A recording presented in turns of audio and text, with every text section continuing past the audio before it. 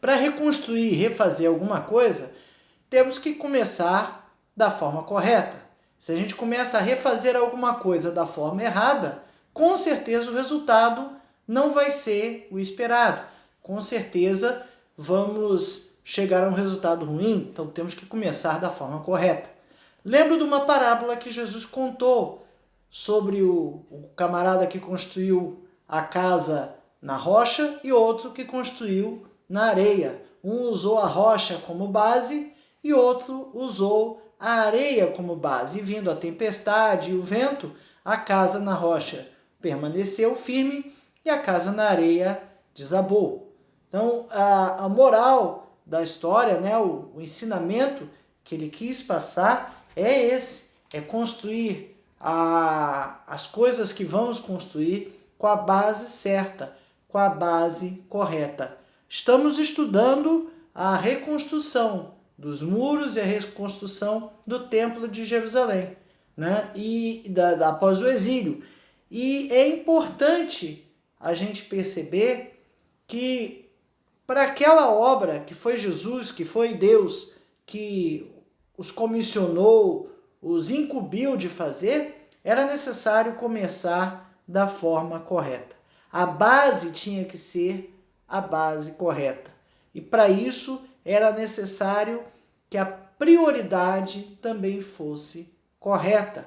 A prioridade daquele povo, a prioridade de Esdras e a prioridade de Neemias era a adoração a Deus. Era trazer de volta o povo ao centro da sua adoração. Em especial, na casa de Deus, na reconstrução do templo, a prioridade era a adoração, né? E para isso era necessário que Deus estivesse no centro daquele negócio. Quando a gente constrói alguma coisa, ou quando a gente reconstrói, refaz, ou faz uma obra para Deus, é necessário que Deus esteja no centro daquele negócio. Aliás, a melhor coisa que a gente pode fazer é trazer Deus para o centro das nossas vidas. Estranho, né? Melhor a gente levar nossas vidas para o centro da vontade de Deus, né? A gente desloca a nossa vida para lá, é mais fácil do que tentar trazer Deus para fazer aquilo que a gente quer. A história é a mesma, o sentido é o mesmo, só que o sentido de deslocamento da minha vontade para fazer a vontade de Deus é melhor. Então a gente precisa buscar estar no centro da vontade de Deus, e quando estivermos no centro da vontade de Deus, teremos as nossas prioridades de forma ajustada.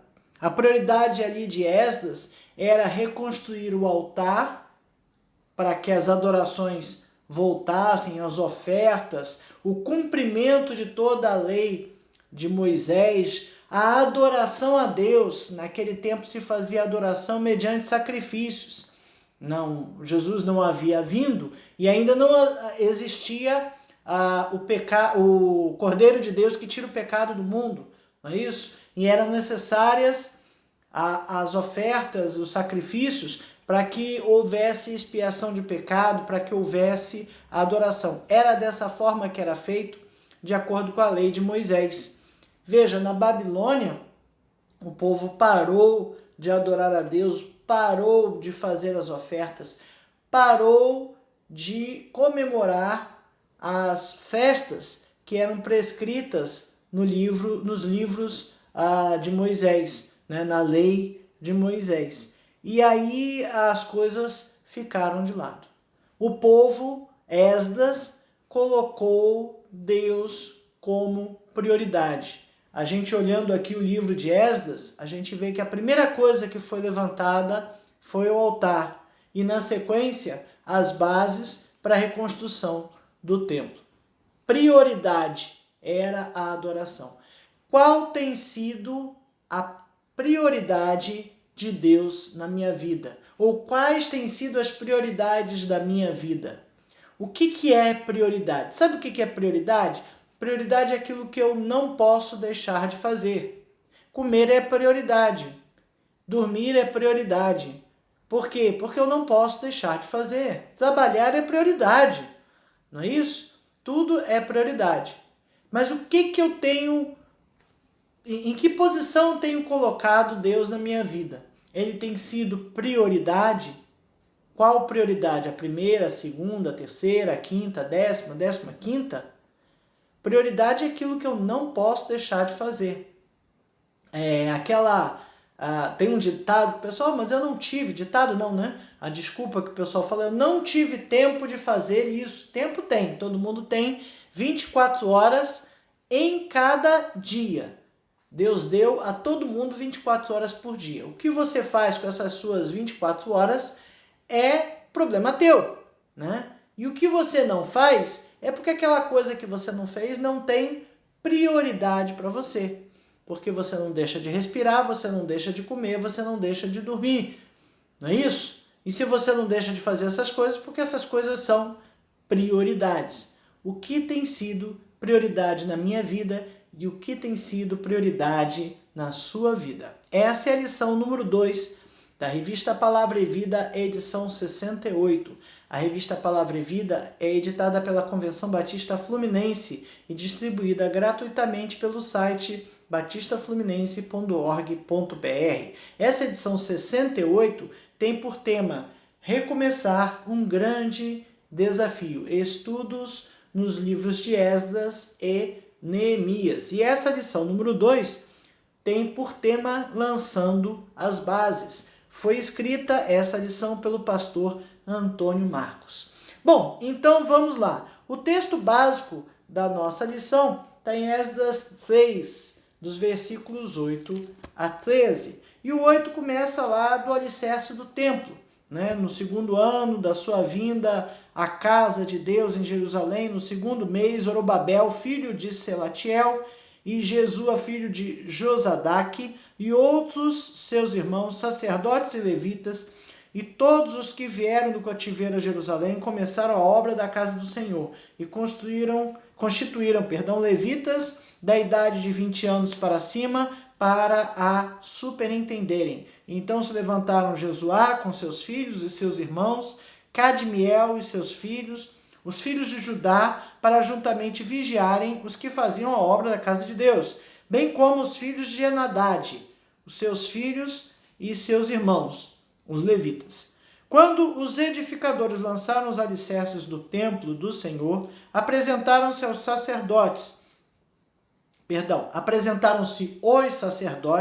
paramentados e com trombetas, e os levitas, filhos de Asaf, com símbolos para louvarem ao Senhor segundo as determinações de Davi, rei de Israel. Voltaram lá à lei e cumpriram o que estava na lei. Cantavam alternadamente, louvando e rendendo graças ao Senhor com estas palavras: Ele é bom, porque a sua misericórdia dura para sempre sobre Israel, e todo o povo jubilou em altas vozes, louvando o Senhor por se terem lançado os alicerces da sua casa. Porém, muitos dos sacerdotes e levitas e cabeças de famílias, já idosos, que viram a primeira casa, choravam em alta voz, quando à sua vista foram lançados os alicerces desta casa.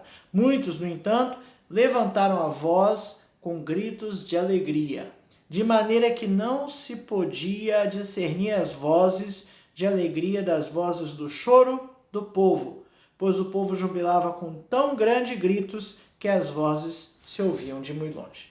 Bom, quando lançamos as bases, Deus envia recursos necessários para recomeçar, né? A obra começou aqui de um decreto da parte de Ciro. Lá no primeiro versículo primeiro capítulo de Esdras, começa lá: no primeiro ano de Ciro, rei da Pérsia, para que se cumprisse a palavra do Senhor por boca de Jeremias, e vem falando. Então, Deus enviou Ciro para tomar o império da Babilônia, é o Medo, Ciro, o Dario Medo, né? Dario Medo, e Ciro Persa, é o Império Medo-Persa, e Ciro decretou que os povos que haviam sido escravizados, exilados, deveriam voltar às suas terras e prestar cultos aos seus deuses. Então, Deus mandou a Ciro, né, fazer isso. Claro que ele não estava na presença de Deus, não ouviu, não, mas Deus usou Ciro para fazer isso. Né? E o Ciro invadiu a Pérsia, o Ciro invadiu e derrotou a Babilônia no ano 538 a.C., né? E seus primeiros decretos, foram autorizar os povos cativos a voltar. Dentre eles, o retorno dos judeus à Palestina, reconstrução do templo e prestar culto a Deus. Quando Deus tem uma obra para fazer, quando Deus manda a gente fazer uma obra, Ele nos dá todos os recursos necessários. Esse primeiro capítulo de Esdras começa assim, no versículo 2 a 4, assim diz Ciro, rei da Pérsia: o Senhor, Deus dos céus, me deu todos os reinos da terra e me encarregou de lhe edificar uma casa em Jerusalém de Judá. Quem dentre vós é de todo o seu povo, seja seu Deus com ele, e suba a Jerusalém de Judá e edifique a casa do Senhor, Deus de Israel. Ele é o Deus que habita em Jerusalém. Todo aquele que restar em alguns lugares em que habita, os homens desse lugar o ajudarão com prata, ouro, bens e gado, afora as dádivas voluntárias para a casa de Deus, a qual está em Jerusalém. Então, o decreto de Ciro mandou que voltasse e mandou que construísse. Ele decretou isso, né? Ele mandou fazer. Então, poderia simplesmente, pode voltar e deixa lá. Mas não, Ciro mandou, ele continuava dominando sobre Jerusalém. Havia um domínio, então, do Império Medo-Persa, mas ele mandou que se reinstituísse os cultos nacionais aos deuses daquelas terras, nesse caso especial, ao Deus que habitava em Jerusalém. Muitos judeus, com certeza, a Bíblia diz, né, decidiram ficar na Babilônia. Muitos se acomodaram, muitos estavam aculturados, né, e como falamos na outra lição, né, tinham medo, tinham desafios à frente e preferiram ficar ali mesmo, já vivendo aquela vidinha, vendendo, negociando, já tendo uma renda na terra da Babilônia que eles puderam desenvolver um comércio, uma atividade econômica e sobreviviam dessa forma. E aí, sair dali com tudo estabilizado economicamente, clientela e uma cadeia de produção, sabendo onde comprar os produtos para beneficiar, enfim, independente da atividade que fosse, eles pesaram se era o caso realmente voltar para Jerusalém, voltar para a Canaã e começar a desenvolver tudo isso de novo.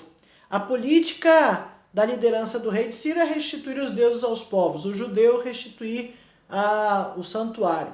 E ele não só fez isso, como ele devolveu os utensílios que haviam sido retirados da casa de Deus pelo rei Nabucodonosor, então rei da Babilônia. O versículo 11 do primeiro capítulo de Esdras diz aqui, todos os utensílios, na realidade ele vem discorrendo sobre isso, né, falando que seria reconstruído o templo e que quem estava na terra iria ajudar, mas também vem falando, a partir do 7, também Ciro tirou os utensílios da casa do Senhor, os quais Nabucodonosor tinha trazido de Jerusalém e que tinha posto na casa de seus deuses. Né? Então ele tirou Ciro, rei da Pérsia, sob a direção do tesoureiro Mitredate, que os entregou contados a Sesbazar, príncipe de Judá. Eis o número deles. Aí vem falando cada uma das coisas e no 11 resume. Todos os utensílios de ouro e de prata foram 5.400. todos estes levou Sesbazar quando os do exílio subiram da Babilônia para Jerusalém. Então, o rei Ciro devolveu para Jerusalém toda aquela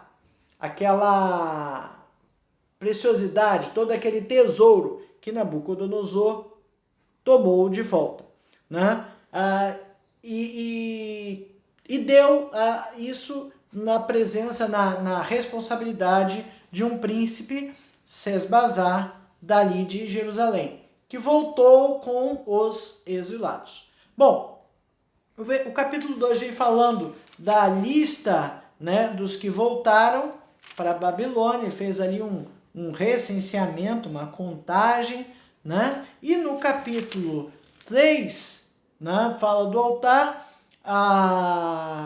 em versículos 8 e 9, então, ele cita aqui que no segundo ano da sua vinda, no segundo ano da vinda à casa de Deus em Jerusalém, no segundo mês, Zorobabel, filho de Selatiel Jesuá, filho de Josadaque e outros seus irmãos, sacerdotes e levitas, e todos os que vieram do cativeiro de Jerusalém, começaram a obra da casa de Deus. Zorobabel assumiu a liderança do povo de Deus, né? Ele, sobre a orientação de Deus, assumiu essa liderança.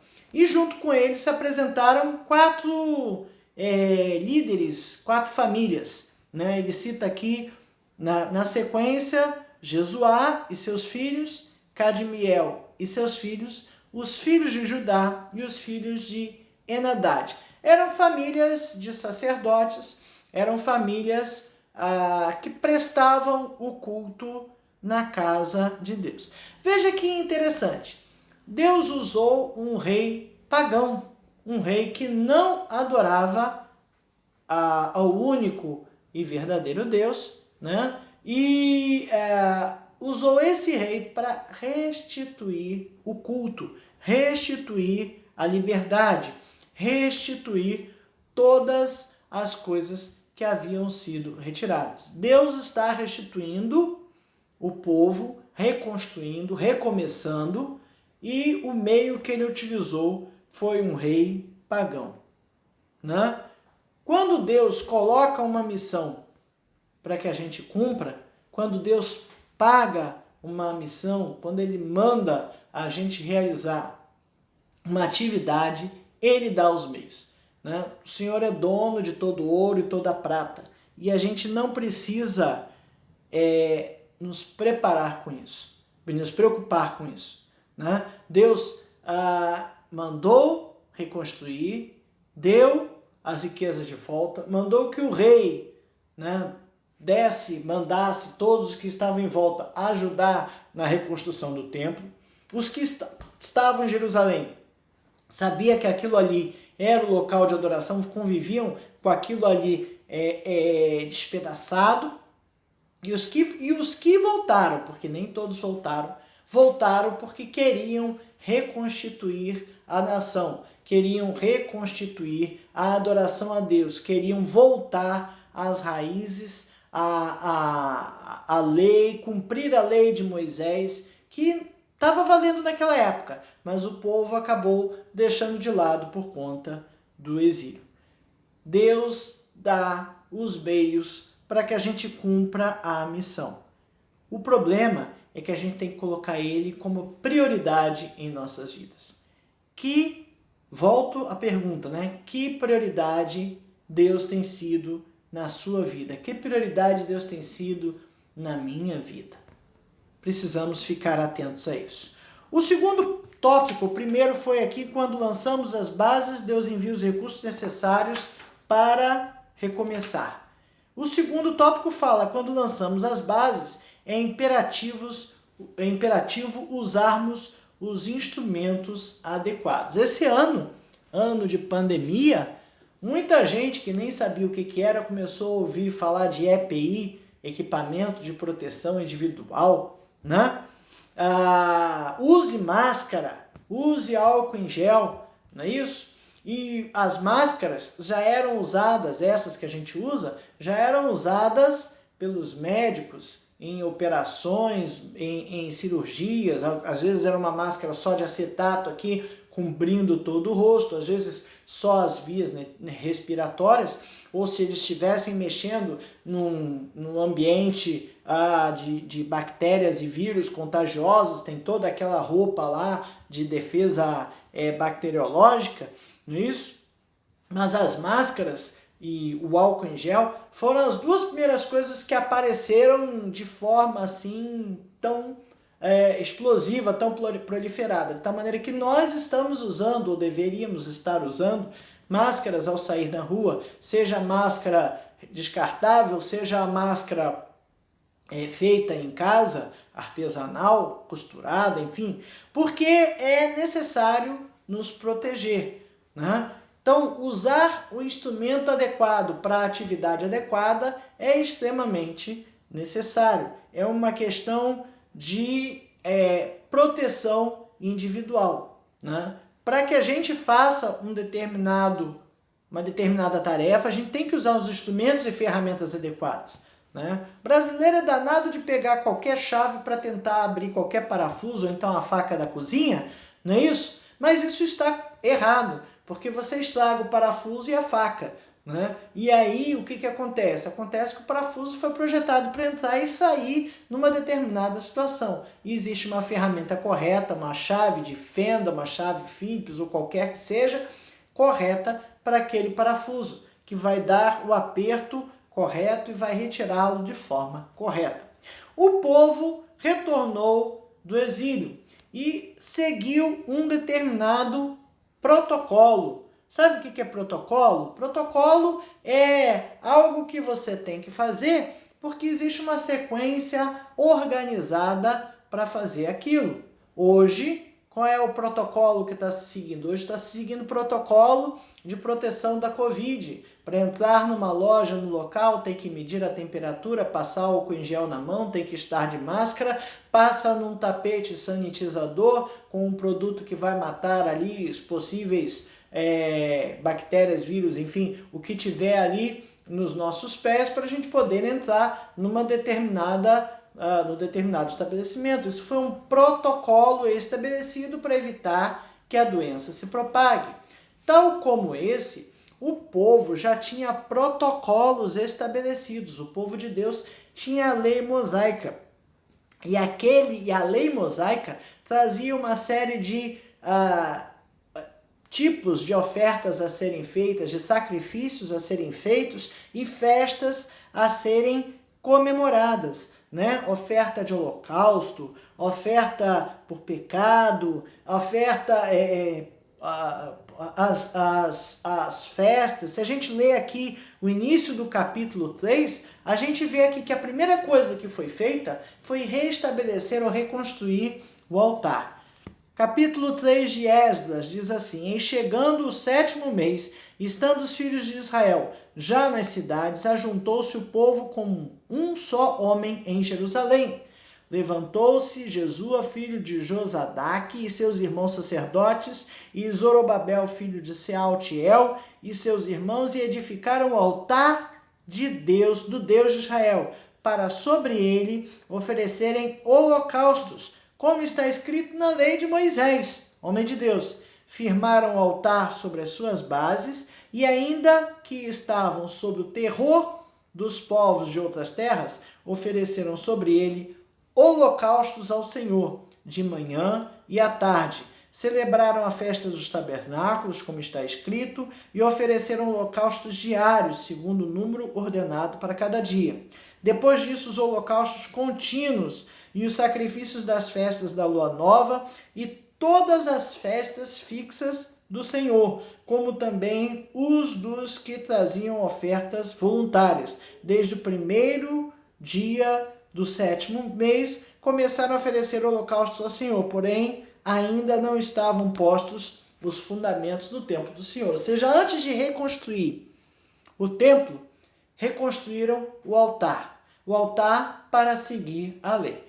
As festas, se a gente estudar ali a lei mosaica e o Velho Testamento, As festas eram instituídas não só para o povo se alegrar, mas era também para o povo se alegrar e lembrar dos grandes feitos que Deus havia feito ao longo da sua história, né? É para isso que a gente usa as festas. A gente usa o Natal, né? Usa comemorar o Natal para lembrar que Jesus nasceu. A gente usa comemorar a Páscoa para lembrar que Jesus morreu e ressuscitou, né? E uma série de outras festas que existiam ali no calendário dos judeus. Algumas dessas festas nós comemoramos até os dias de hoje, né, com outros significados. A Páscoa é uma delas. A Páscoa era comemorada como a saída do povo do Egito, não é isso? Ela foi instituída na saída do povo do Egito. E depois, quando Jesus morreu, a Páscoa mudou de significado, porque passou a ser a libertação do povo.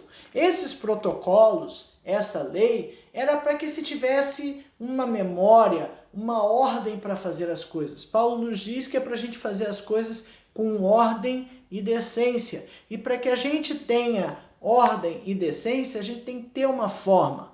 Por isso que muitas vezes as pessoas dizem assim, mas o culto não tem forma determinada na Bíblia, né? A gente tem que estar se livrando das formas, mas tem que ser feito com ordem e com decência. E esse protocolo, esse ritual, essa liturgia para cultuar nos facilita e nos leva a ter um procedimento para fazer isso, para que as pessoas saibam como está sendo feito, para que está sendo feito e qual o objetivo daquilo. Veja, o povo foi levado de volta à terra, foi dada prioridade para o altar e na sequência foram começadas a prestar as festas e os louvores e os holocaustos de louvor, os holocaustos de adoração, né? A adoração foi colocada em prioridade, né? Foi dada prioridade à adoração. Na sequência, aí que o capítulo 3, lá para o versículo 8 e 9, vem falando então da contratação dos pedreiros e carpinteiros que vieram fazer a obra. Então, no versículo 9... juntamente vigiarem os que faziam a obra da casa de Deus. Então os levitas vieram vigiar, coordenar, supervisionar, orientar. O sentido é esse. Por quê? Porque Salomão, quando construiu o templo, né, ele usou lá madeira das colinas do Líbano. E era desejável, né, já que se ia reconstruir algo que Deus mandou fazer, que Salomão fez, que se fizesse da mesma maneira. Então lá em 2 Crônicas 2, 8 e 9 fala disso, como Salomão fez, né? E a forma como as pedras deveriam ser cortadas, tinha um jeito, um formato, uma técnica, todo um procedimento para fazer aquilo ali. E a ideia é reconstruir, ou seja, refazer o que existia da forma correta, da forma como já havia um protocolo para fazer, né? E aí, ao final da colocação das últimas pedras dos alicerces, né? Aí veio essa descrição que está aqui no capítulo hoje, no capítulo 3, versículo 8. No segundo ano da vinda da casa de Deus em Jerusalém, no segundo mês, Zorobabel, filho de Selatiel, e Jesua, filho de Josadaque, e os outros irmãos sacerdotes levitas e todos que vieram do cativeiro de Jerusalém começaram a obra e construíram constituíram levitas da idade de 20 anos para cima para subtenderem. Né? No versículo 10, quando os edificadores lançaram os alicerces no templo do Senhor, apresentaram-se os sacerdotes paramentados e com trombetas, e os levitas, filhos de Asaf, com símbolos, para louvarem o Senhor, segundo as determinações do rei de Israel. Então veja, alcançada uma primeira parte foi o altar, e do altar começou-se os procedimentos que eram costumes já antes do exílio. E alcançado o lançamento dos alicerces do templo, foi feita uma grande festa, né? E olha, os sacerdotes então se apresentaram, cadê? 10. Os sacerdotes paramentados. Como assim paramentados? Eles tinham paramentos, eles tinham roupas sacerdotais que eram colocadas para prestar culto. Quando eu era criança, era quase que obrigatório, né? Aí era questão cultural, né? Os pastores usavam ternos. Né? E eu vi algumas broncas, algumas brigas dentro de igreja. Eu comecei a frequentar a igreja no final da década de 70. Né? Então eu vi ainda como criança algumas brigas de pastores que não admitia que outro pregador chegasse ao púlpito que não fosse de terno e gravata. Naquela época, os diáconos andavam também de terno e gravata. Aliás, andar de terno e gravata na rua aos domingos era sinônimo de ser taxado como crente, né? Isso é uma grande besteira. Veja, eu não estou indo a um lugar qualquer, eu estou indo à casa de Deus, né? Não quer dizer que eu não possa ir de outro jeito. Não, eu posso ir de outro jeito. Mas é uma questão de respeito. Você não vai numa festa de gala de short e camiseta. Você não vai numa cerimônia de formatura, né, de short e camiseta. Não se vai, porque há um protocolo, há um paramento. Os convites mais formais têm lá os trajes que devem ser vestidos. Esporte fino, passeio completo. Aí de você chegar de lá com outra roupa que não seja aquela. Em alguns lugares simplesmente não deixam entrar. Em outros, você pode até entrar, mas vai se sentir muito mal. Então, o motivo pelo qual se entendia naquela época que os pastores tinham que pregar de terno e gravata. Era uma questão de respeito, era uma questão de estar paramentado para aquilo. E os sacerdotes, na lei de Moisés, aí já é um pouquinho mais pesado, porque era uma lei a ser cumprida, existia um paramento, uma vestimenta adequada para se prestar culto. O sacerdote, para entrar no Santo dos Santos, tinha que entrar com um paramento que está totalmente descrito ali na lei de Moisés. Né? Então, ele entrou de forma adequada, paramentado. Os sacerdotes se apresentaram paramentados, de forma adequada. De forma que hoje a gente vai à igreja, às vezes, de chinelo, short, camiseta. Eu não me sinto bem desse jeito. Eu não me sinto bem entrar numa igreja de short nem de bermuda. Porque você não pode usar essa roupa na igreja, não deve usar em lugar nenhum. Não é que eu não posso usar, mas é um local mais formal, não é isso? É a casa de Deus, local de culto. Né? Então a gente não deve chegar ali no local de culto, na cerimônia do culto, é uma cerimônia prestada a Deus, de forma não adequada. Né? Eu não me sinto bem, não condeno quem não o faz, mas há toda uma cerimônia para isso. Quer ver uma outra coisa que eu também não me sinto bem? O pessoal por aí usa boné, beleza, mas quando você entra num local coberto, com o chapéu, a gente retira o chapéu. Pelo menos os antigos faziam assim, não é isso? Então, se você está usando um boné, eu não entraria na igreja de boné. Mas, enfim, cada um com a sua consciência da forma como se sente à vontade e correto para fazê-lo. Né? Mas, isso é questão de opinião. Enfim, os costumes mudam. Né? Então, a gente precisa entender que os usos e costumes mudam com o tempo. Eu fiquei algumas décadas atrás em alguns deles. E eu prefiro fazer assim. Mas os levitas foram e pegaram instrumentos e vozes, né, e prestaram culto de adoração. Né? Todos os protocolos foram cumpridos. A liderança estava comprometida aí naquela festa ali,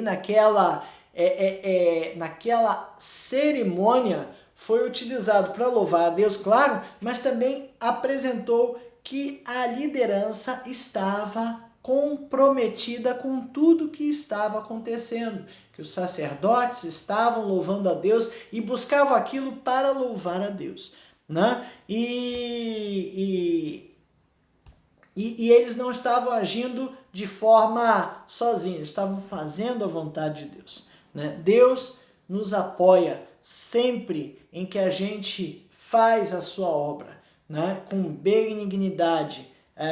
Lancem alicerces e declarem ao Senhor que o Senhor é bom e a sua benignidade dura para sempre, né? Porque muitos sacerdotes, levitas e famílias, louvando ao Senhor, versículo 11, ao Senhor por se terem lançado os alicerces da sua casa. Foi feito um grande culto de ação de graças por causa disso. A gente perdeu um pouquinho essa ideia dos cultos de ação de graça, né? Quando eu era criança, quando eu era jovem, né, meu pai gostava de oferecer cultos de ação de graça pelo aniversário, por formatura, por ano, né? Ele gostava de oferecer isso. Ele não pode confundir algumas coisas. Não pode ser entendido, né, um culto de ação de graça como um sacrifício, uma oferta sacrificial. Não é isso. A gente precisa dar testemunho das coisas que Deus faz em nossa vida, porque o nosso testemunho serve para muitos prosseguirem, e é importante que a gente dê graças a Deus publicamente por conta dessas coisas. Os sacerdotes promoveram ali uma grande festa, né? O reino de Jerusalém, de Israel, estava comemorando ali por causa de Deus ter levantado de volta, começado a reerguer, e os alicerces da casa de Deus estavam sendo lançados. Isso nos leva ao terceiro tópico. Quando lançamos as bases, as lágrimas de tristeza são contidas pela alegria do recomeço. E o final aqui desse texto, nos versículos 12 até 13, mostram um misto de tristeza e alegria. Porém, versículo 12, Esdras 3, 12. Porém, muitos dos sacerdotes e levitas e cabeças de família, já idosos, que viram a primeira casa, choraram em alta voz quando à sua vista foram lançados os alicerces desta casa. Muitos, no entanto, levantaram as vozes com gritos de alegria, de maneira que não se podia discernir as vozes de alegria das vozes de choro do povo, pois o povo jubilava com grandes gritos que as vozes se ouviam de muito longe. Então havia uma gritaria, choro de alegria e choro de tristeza. Os mais idosos, os que conheciam o templo anterior, choravam por tudo o que estava acontecendo. Por quê? Porque esse templo não era tão grande quanto o outro, não ia ser tão bonito, só do alicerce já dá para ver, né? Não ia ser tão grande e tão bonito quanto o outro. Havia ali um misto de tristeza e alegria. Lágrimas expressam emoção, né? E às vezes não, chorar é muito bom, porque quando a gente chora, a gente se alivia das tristezas e angústias em nossos corações, né? Chorar não quer dizer que a pessoa seja fraca. Chorar não quer dizer que ela é sentimental, né? A gente tem na nossa cultura ainda, né? O homem não chora, né? Mas o homem chora sim. Chora colocando a expressão dos seus sentimentos para fora, né? Jesus chorou. Olha só, João 11:35, o menor versículo da Bíblia, né? Jesus chorou. E Jesus chorou em vários momentos, né? Quando ele ficou sabendo que Lázaro estava morto, tudo bem, ele ia ressuscitar, mas ele chorou por Lázaro, não é isso? Quando ele estava ali no Getsemane, ele chorou e suou sangue, né? Enfim, Jesus chorou, e chorou expressando os seus sentimentos. Em torno de 500 mil pessoas estavam reunidas ali naquela festa. O pastor nos traz essa informação, que vieram do cativeiro. E junto com as que vieram do cativeiro, com as que ficaram em Jerusalém. Quem ficou em Jerusalém eram os mais idosos. Lembra? No cativeiro, os mais jovens, os mais fortes e os mais nobres foram levados. Ficou a pobreza, ficou a ruína, né? E as pessoas mais velhas que conheciam um primeiro templo, olhavam aquilo ali e ficaram tristes, algumas pelo menos. As mais jovens, ou algumas dessas mais antigas, olhavam para aquilo e ficaram alegres. Havia ali todo um misto de alegria e tristeza. Quando a gente está reconstruindo, né, o processo de reconstrução pode ser um processo não tão agradável. Quando você tem memórias do que já foi desse tamanho, e você começa a reconstruir desse tamanho, isso traz uma certa tristeza, porque você sabe que já foi muito maior, já foi muito mais poderoso. Esse templo ele foi inaugurado 5 anos depois. Passaram-se 5 anos de construção para que ele chegasse ao final. Deus é poderoso e Deus está ali fazendo com que o templo seja reconstruído. O choro dos mais velhos não foi sufocado pela alegria dos mais novos. Os mais novos conseguiram celebrar e prestar cultos ao Senhor com brados de alegria. Ageu 2, 9a diz aí: a glória desta última casa será maior do que a primeira. Veja, reconquistar algo que se perdeu é algo que nos dá alegria. Para pensar e agir, né? Quando entendemos ou aprendemos que é necessário recomeçar, a gente precisa recomeçar, refazer, reconstruir da forma correta. Nada que a gente faz na nossa vida pode dar certo. Quer dizer, pode até dar certo, mas não há certeza de dar certo se ela não começar da forma correta.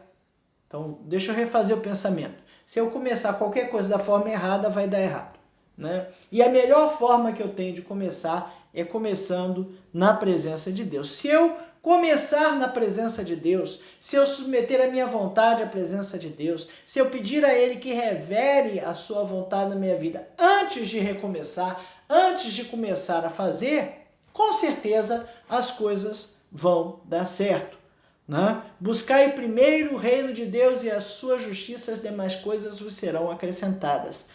Prioridade. Precisamos priorizar Deus, precisamos priorizar o seu reino. O que eu tenho colocado como prioridade? Olha a ordem de reconstrução que Esdras começou a fazer. Ele primeiro lançou os altares para que o culto, as festas de louvor, os holocaustos de louvor e holocausto de expiação de pecado, todos eles, todos os previstos, fossem retomados para depois reconstruir o templo, que só ficou pronto em 5 anos. Você já pensou se começa pela construção do templo para depois botar o altar lá dentro? 5 anos esperando ia ser muito tempo, né? Quando o povo saiu do cativeiro do Egito, lembra, né, o que Moisés disse ao faraó? Não deixa sair meu povo para prestar culto, para edificar altares e prestar o culto a Deus. A primeira coisa que o povo intencionava fazer, o que era para fazer, era sair dali e prestar culto a Deus, edificar altares e prestar culto a Deus. Naquele tempo ali de Jerusalém, depois do exílio babilônio, havia uma ideia de que tinha que ser lá em Jerusalém, né? A presença de Deus seria lá. O próprio rei Ciro, né? o Deus disse, né? O Deus que habita em Jerusalém. Então era necessário reconstruir da base para cima, de baixo para cima. E a base era a adoração, a base era a religar o povo com Deus, através do cumprimento da lei de Moisés, que existia naquele tempo. Foi priorizada a reconstrução do altar, para depois lançar a base do templo, né? É necessário colocar as coisas na perspectiva correta. Qual é a prioridade da minha vida? Qual é a prioridade da sua vida? A minha vida tem sido para louvar a Deus, tem sido para trabalhar para Deus, ou ela tem sido para mim mesmo? Tem sido para conseguir recursos para eu viver melhor e comprar coisas melhores? Deus usa qualquer pessoa para cumprir os seus propósitos. Ele usou um rei pagão. Ele usou um rei pagão para cumprir os seus propósitos, para mandar o povo voltar e reconstruir o templo, né? E Deus também deu os recursos para essa reconstrução. Porém, ele requer, ele deseja de nós uma postura correta. Qual é a minha postura perante a obra de Deus? Eu faço a obra de Deus para quê? Infelizmente, de vez em quando a gente esbarra por aí com pessoas fazendo a obra de Deus para obter fama, popularidade, poder, para ficar bem na fita, né? Para que eu tenho feito a obra de Deus? É para ouvir reconhecimento? Olha, nossa, como você faz isso bem, se das quantas? Ou eu estou fazendo a obra de Deus porque eu sou um servo de Deus fazendo a sua obra? Eu sou um escravo de Deus, né? Estou aqui para servir a Deus. Qual é a postura que temos tido perante a obra de Deus? O povo que voltou teve uma postura adequada, correta. Reconstruiu o altar, prestou culto. Lançadas as bases, comemorou, festejou, como se fazia no passado. Cada conquista precisava ser festejada e cultuada a Deus. Prestar um culto, né, de homenagem a Deus por conta disso aí. Os sacerdotes paramentados, né, com as suas roupas sacerdotais, prestando culto da forma como estava previsto, né? Como eu tenho feito isso? Eu tenho tido essa postura correta perante Deus?